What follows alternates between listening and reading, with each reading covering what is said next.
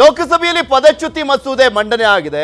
30 ದಿನ ಜೈಲಲ್ಲಿದೆ. PM CM ಸಚಿವರ ಕುರ್ಚಿ ಇರಲ್ಲ ಅನ್ನುವಂತ ಒಂದು ಪ್ರಮುಖ ವಿಚಾರ ಇದೆಯಲ್ಲ, ಅದು ಕೋಲಾಹಲಕ್ಕೆ ಕಾರಣವಾಗಿದೆ.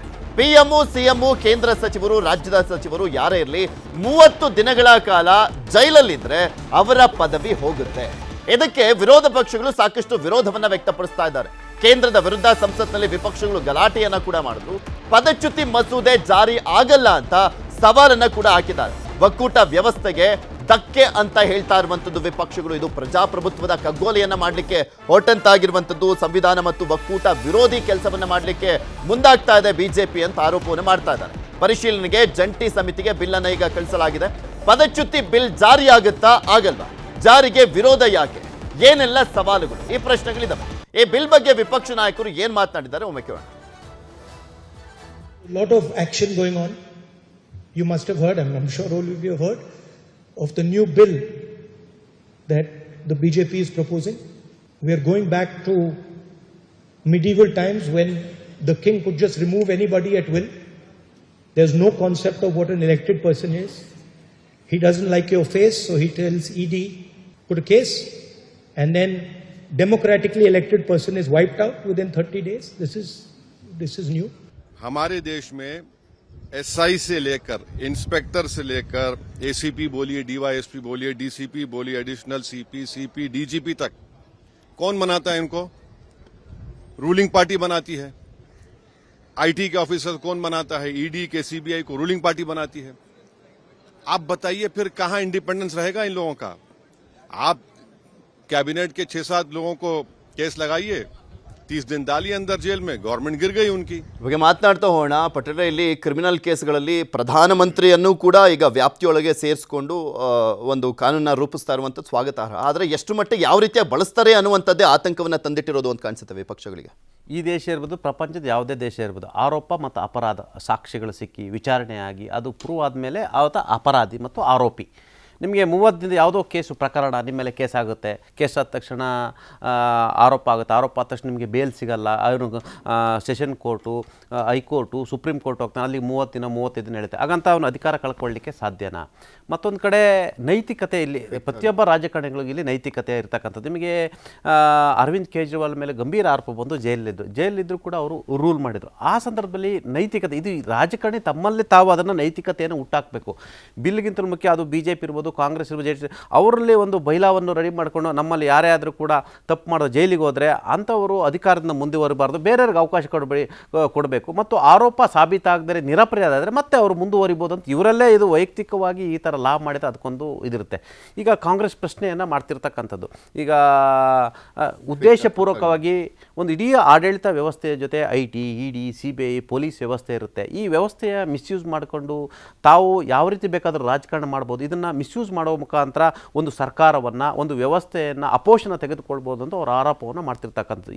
ಈಗ ಇದು ಪರ ಮತ್ತು ವಿರುದ್ಧವಾದ ಚರ್ಚೆ ಆಗ್ತಿರ್ತಕ್ಕಂಥದ್ದು. ಈ ದೇಶದ ಸಾಂವಿಧಾನಿಕ ಸಂಸ್ಥೆ ಅಂತ ಕರೆಸ್ಕೊಳ್ತಕ್ಕಂಥ ಐಟಿ ಇರ್ಬೋದು, ಇಡಿ ಇರ್ಬೋದು, CBI ಇರ್ಬೋದು, ಸೆಬಿ ಇರ್ಬೋದು, ಯಾವೆಲ್ಲ ತನಿಖಾ ಸಂಸ್ಥೆಗಳಿದೆ ಆ ತನಿಖಾ ಸಂಸ್ಥೆಗಳು ಸಾಂವಿಧಾನಿಕ ವ್ಯವಸ್ಥೆಯಲ್ಲೇ ಕೆಲಸ ಮಾಡಿದರೆ, ಸಾಂವಿಧಾನಿಕ ವ್ಯವಸ್ಥೆಯಲ್ಲೇ ಅವರು ತನ್ನ ಕಾನೂನನ್ನು ಪ್ರಯೋಗ ಮಾಡಿದರೆ ಬಹುಶಃ ಇಂಥ ಬಿಲ್ಗಳಿಗೆ ಒಂದು ಮಾನ್ಯತೆ ಇರುತ್ತೆ, ಅದಕ್ಕೊಂದು ರೆಸ್ಪೆಕ್ಟ್ ಇರುತ್ತೆ ಮತ್ತು ಇದು ಜಗತ್ತು ಮೆಚ್ಚುವಂಥ ಬಿಲ್ ಅಂತಲೇ ಹೇಳ್ಬೋದು. ಆದರೆ ಇವತ್ತು ಚರ್ಚೆ ಆಗ್ತಿರ್ತಕ್ಕಂಥ ಈ ದೇಶದ ಸಾಂವಿಧಾನಿಕ ತನಿಖಾ ಸಂಸ್ಥೆಗಳು ಮಿಸ್ಯೂಸ್ ಆಗ್ತಿದೆ ಅಂತೇಳಿ ದೊಡ್ಡ ಚರ್ಚೆ ಆಗ್ತಿರ್ತಕ್ಕಂಥ ಇಂಥ ಸಂದರ್ಭದಲ್ಲಿ ಭಾರತೀಯ ಜನತಾ ಪಕ್ಷ ಈ ಬಿಲ್ಲನ್ನು ತರೋಕ್ಕೆ ಹೊರಟಿರೋ ಸಂದರ್ಭದಲ್ಲಿ ಆಬ್ವಿಯಸ್ಲಿ ವಿಪಕ್ಷವಾಗಿ ಅವರು ಪ್ರಶ್ನೆಯನ್ನು ಮಾಡ್ತಿರ್ತಕ್ಕಂಥದ್ದು. ಈಗ ಪರ ವಿರೋಧ ಚರ್ಚೆ ಆಗ್ತಿರ್ತದೆ. ಆಬ್ವಿಯಸ್ಲಿ ಇದು ಒಂದು ರೀತಿ ಒಳ್ಳೆಯದು ಇದೆ, ಇನ್ನೊಂದು ರೀತಿ ಇದು ದುರುಪಯೋಗ ಆಗೋ ಸಾಧ್ಯತೆ ಇರ್ತಕ್ಕಂಥದ್ದು. ದುರುಪಯೋಗ ಆಗದಂತೆ ಒಂದಷ್ಟು ಇದ್ರ ಜೊತೆಗೆ ಕಾನೂನನ್ನು ಸೇರಿಸಬೇಕು ಅನ್ನೋದು ಸದ್ಯದ ಚರ್ಚೆ. ಮಧು, ಇಲ್ಲಿ ನೈತಿಕತೆ ಅನ್ನುವಂಥ ಸತ್ತೋದಕ್ಕೆ ಎಷ್ಟೋ ವರ್ಷ ಆಗ್ಬಿಟ್ಟಿದೆ ರಾಜಕಾರಣದಲ್ಲಿ. ಆದರೆ ಈ ಗಬ್ಬೆದ್ದು ನಾರ್ತಾ ಇರುವಂಥ ರಾಜಕಾರಣದಲ್ಲಿ ಅಟ್ಲೀಸ್ಟ್ ಇಂಥ ಕಾನೂನುಗಳನ್ನ ತಂದರೆ ಜನರಿಗೂ ಒಂದು ಸ್ವಲ್ಪ ನಂಬಿಕೆಯನ್ನು ಬರ್ಸ್ಬೋದು ಅನ್ನುವಂಥ ಪ್ರಯತ್ನದ ಭಾಗ ಅಂತ ಹೇಳ್ಬೋದು. ಇದನ್ನ ಪ್ರಯತ್ನದ ಭಾಗ ಅಂತಲೇ ಹೇಳ್ಬೋದು. ಯಾಕಂತಂದರೆ ಈ ಸಿಂಬಾಲಿಕ್ ಜೆಸ್ಚರ್ ರೀತಿ ಕಾಣಿಸ್ತಾ ಇದೆ. ಯಾಕಂದರೆ ಇಮ್ಮಿಡಿಯೇಟಾಗಿ ಇವರು ಬಿಲ್ನ ಮಂಡನೆ ಮಾಡಿದ ತಕ್ಷಣ ಇದು ಪಾಸ್ ಆಗುತ್ತೆ ಅಂತಲೇ ಹೇಳೋಕ್ಕಾಗಲ್ಲ. ಯಾಕಂದರೆ 2/3 ಮೆಜಾರಿಟಿ ಬೇಕು ಲೋಕಸಭೆಯಲ್ಲಿ. ಅದಾದಮೇಲೆ ಇದು ಸೆಂಟ್ರಲ್ ಮತ್ತು ಸ್ಟೇಟ್ ಎರಡೂ ಕಡೆ ಸಬ್ಜೆಕ್ಟ್ ಆಗಿರೋದ್ರಿಂದ, ಯಾಕಂದರೆ ಮುಖ್ಯಮಂತ್ರಿಗಳು, ಇಲ್ಲಿನ ಕ್ಯಾಬಿನೆಟ್ ಮಿನಿಸ್ಟರ್ಸು, ಇಲ್ಲಿನ ಶಾಸಕರುಗಳು ಎಲ್ಲರೂ ಬರೋದ್ರಿಂದ ಸೊ ಅನಿವಾರ್ಯವಾಗಿ ಇದು ರಾಜ್ಯ ವಿಧಾನಸಭಾ ಶಾಸಕಾಂಗ ಶಾಸನ ಸಭೆಯಲ್ಲೂ ಕೂಡ ಚರ್ಚೆ ಆಗಬೇಕಾಗತ್ತೆ, ಅಲ್ಲೂ ಕೂಡ ಅನುಮೋದನೆ ಆಗಬೇಕಾಗತ್ತೆ, ಅಲ್ಲೂ ಕೂಡ ಬಹುಮತ ಸಿಗಬೇಕಾಗತ್ತೆ. ಯಾಕಂದರೆ ಎಲ್ಲ ಕಡೆನೂ BJP ಆಡಳಿತದಲ್ಲಿಲ್ಲ, ಸೊ ಪ್ರತಿಪಕ್ಷಗಳು ಕೂಡ ಇದ್ದಾವೆ. ಸೊ ಈ ಹಿನ್ನೆಲೆಯಲ್ಲಿ ಇದು ಪ್ರಾಕ್ಟಿಕಲಿ ಸದ್ಯಕ್ಕೆ ಆಗಲ್ಲ ಅನ್ನೋ ರೀತಿಯೇ ಕಾಣಿಸ್ತಾ ಇರೋದು ಮೇಲ್ನೋಟಕ್ಕೆ. ಅದು possible in terms of number, ಆ ಕಾರಣಕ್ಕೆ ಅದು ಸ್ಟ್ಯಾಂಡಿಂಗ್ ಕಮಿಟಿಗೆ ಹೋಗಿದೆ. ಆದರೆ ಇಲ್ಲಿ ಏನನ್ನು ತೋರಿಸುತ್ತೆ ಅಂದರೆ ಒಂದು ಪಬ್ಲಿಕ್ ನರೇಟಿವ್ಗೆ ಒಂದು ಸ್ಪೇಸನ್ನು ತಂದಿಟ್ಟಂಗೆ ಆಗಿದೆ ಈ ಒಂದು ಬಿಲ್ ಮೂಲಕ. ಈ ಹಿಂದೆ ರಾಹುಲ್ ಗಾಂಧಿ ಅವರು ಮನಮೋಹನ್ ಸಿಂಗ್ ಅವರ ಆಡಳಿತಾವಧಿಯಲ್ಲೂ ಕೂಡ ಸುಗ್ರೀವಾಜ್ಞೆಯನ್ನು ಹರಿದಾಕಿದ್ರು. ಅದರ ಹಿನ್ನೆಲೆಯೂ ಕೂಡ ಇಂಥದ್ದೇ ಏನು ಕಳಂಕಿತ ರಾಜಕಾರಣಿಗಳ ಹಿನ್ನೆಲೆ ಬಂದಂಥ ಸಂದರ್ಭದಲ್ಲಿ ಅದು ಕೂಡ ಸುಗ್ರೀವಾಜ್ಞೆ ಹರಿದಾಕಿದ್ದು. ಅದಾದ ಮೇಲೆ ಇವತ್ತು ಪ್ರತಿಪಕ್ಷಗಳು ಈ ಒಂದು ಪ್ರಶ್ನೆಯನ್ನು ಮಾಡ್ತಾ ಇದ್ದಾವೆ. ಇದರಲ್ಲಿ ಪಟೇಲ್ ಹೇಳಿದಂತೆ ಹೌದು, ಎರಡೂ ಆಯಾಮಗಳು ಇದೆ. ಒಂದು ಕಡೆ ಪ್ರಜಾಪ್ರಭುತ್ವವನ್ನು ಪಕ್ಕಕ್ಕಿಟ್ಟು ಪೊಲೀಸ್ ಪ್ರಭುತ್ವ ಮಾಡಿಬಿಡ್ತಾರೆ, ಸೂಪರ್ ಎಮರ್ಜೆನ್ಸಿ ಮಾಡಿಬಿಡ್ತಾರೆ. ಈಗಾಗಲೇ ED CBI ಬಗ್ಗೆ 10 ದೋಷಾರೋಪಗಳಿವೆ. ಪ್ರತಿಪಕ್ಷ ನಾಯಕರನ್ನಷ್ಟೇ ಗುರಿಯಾಗಿಸಿ ಇವರು ದಾಳಿಯನ್ನು ಮಾಡ್ತಾರೆ, ಬಂಧನವನ್ನು ಮಾಡ್ತಾರೆ, ವಶಕ್ಕೆ ಪಡಿತಾರೆ. ಇದರ ರಾಜಕೀಯ ಷಡ್ಯಂತ್ರ ಇದೆ. ಈ ಬಗ್ಗೆ ಸುಪ್ರೀಂ ಕೋರ್ಟ್ ಕೆಲವೊಂದು ಕಡೆ ಅಲ್ಲಲ್ಲಿ ಮೆನ್ಷನ್ ಮಾಡಿದೆ. ಸೊ ಎಲ್ಲ ಹಿನ್ನೆಲೆಯಲ್ಲಿ ನಮ್ಮ ಆತಂಕ ಇದು. ಮತ್ತು ಇದು ಒಂದು ಸಂವಿಧಾನದತ್ತವಾಗಿರುವಂಥ ಶಾಸಕಾಂಗ ಮತ್ತು ಕಾರ್ಯಾಂಗದ ಪರಿಧಿಯ ಒಂದು ತೆಳುವಾದ ಅಂತರ ಏನಿದೆ ಅದನ್ನು ಡೆಮಾಲಿಷ್ ಮಾಡಿ ನ್ಯಾಯಾಂಗದ ಹಕ್ಕುಗಳನ್ನು ಕೂಡ ಕಾರ್ಯಾಂಗವೇ ಮಾಡೋ ರೀತಿ ಮಾಡುತ್ತೆ ಅನ್ನೋ ಒಂದು ಆರೋಪ ಆತಂಕವನ್ನು ಪ್ರತಿಪಕ್ಷಗಳು ಮುಂದಿಡ್ತಾ ಇದ್ದಾವೆ. ಸೊ ಈ ಹಿನ್ನೆಲೆಯಲ್ಲಿ ಇದು ನಿನ್ನೆ ದೊಡ್ಡ ಹಂಗಾಮ ಆಯಿತು. ಪೇಪರನ್ನು ಹರಿದು ಬಿಲ್ಲನ್ನೇ ಹರಿದು ಅಮಿತ್ ಶಾ ಅವ್ರ ಕಡೆ ಇರೋ ಕಡೆ ನುಗ್ಗೋಕೆ ಹೋದ್ರು, ಚೇರ್ ಕಡೆಗೆ ಎಲ್ಲ ಆಯಿತು. ಸೊ ಫೈನಲಿ ಇದು ನೀವು ಹೇಳಿದಂತೆ ಒಂದು ಪ್ರಯತ್ನ, ಆ ಪ್ರಯತ್ನದ ಭಾಗವಾಗಿ ಒಂದು ಸಂದೇಶ. ಸೊ ನಾವು ಇಂಥದ್ದೊಂದು ಸುಧಾರಣೆಯನ್ನು ತರಲಿಕ್ಕೆ ಹೋಗಿದ್ವಿ.